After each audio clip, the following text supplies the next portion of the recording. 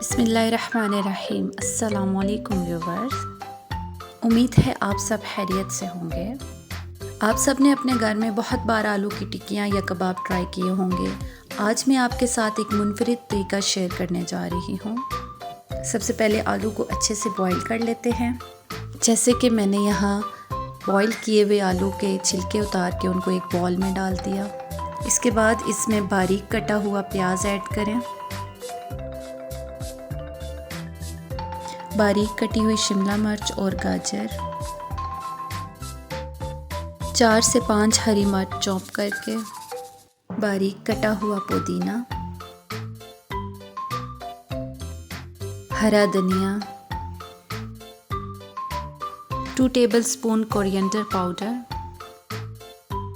2 table spoon کیومن powder, نمک حسب ذائقہ، 1 ٹی اسپون پسے ہوئے کالی مرچ،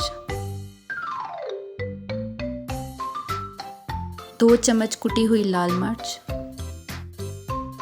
3 ٹیبل اسپون کارن فلاور۔ اب اس سب کو ہم اچھے سے مکس کر لیتے ہیں۔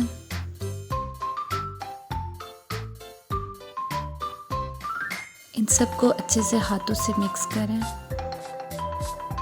اور اس طرح ان کی ایک ڈو تیار کر لیں، اور اس طرح اپنے ہاتھوں پہ تھوڑا سا کوکنگ آئل لگائیں تاکہ پیسٹ آپ کے ہاتھوں پہ چپکے نہ، اور آلو کی ڈو میں سے ایک پیڑا لیں اور اس سے اچھے طریقے سے کباب کی شیپ دیں۔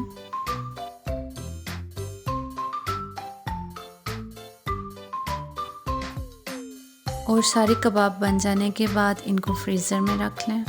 تب تک ہم دیسی طریقے سے چٹنی تیار کرتے ہیں۔ سب سے پہلے ایک لہسن چھیل کے ڈالیں اور اسے اچھی طرح پیس لیں۔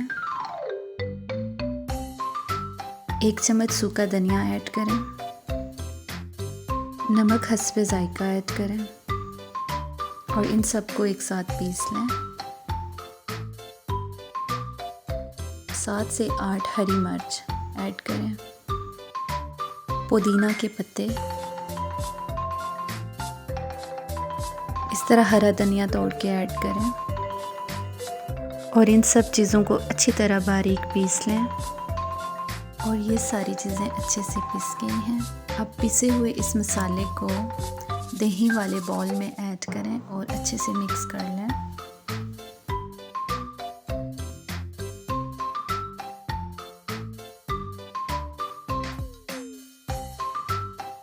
ہماری تیکھی اور دیسی چٹنی تیار ہو چکی ہے۔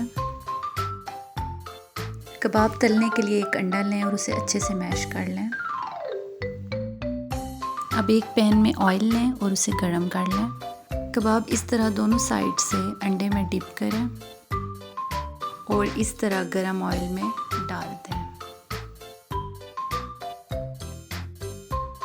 اور انہیں ہلکی آنچ میں پکائیں۔ جب آپ کو لگے کہ کباب ایک سائڈ سے پک گئے ہیں تو انہیں پلٹ لیں۔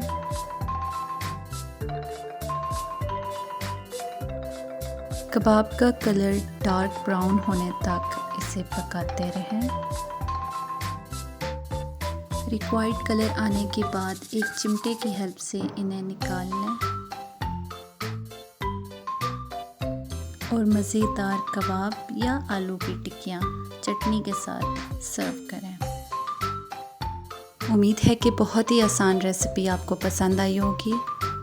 میری ویڈیو کو لائک کریں، کمنٹ کریں، فرینڈز اینڈ فیملی کے ساتھ شیئر کریں، اور اگر میرے چینل پہ نئے ہیں تو میرے چینل کو سبسکرائب کریں اور بیل آئیکن کا بٹن دبانا نہ بھولیے گا۔ Thank you.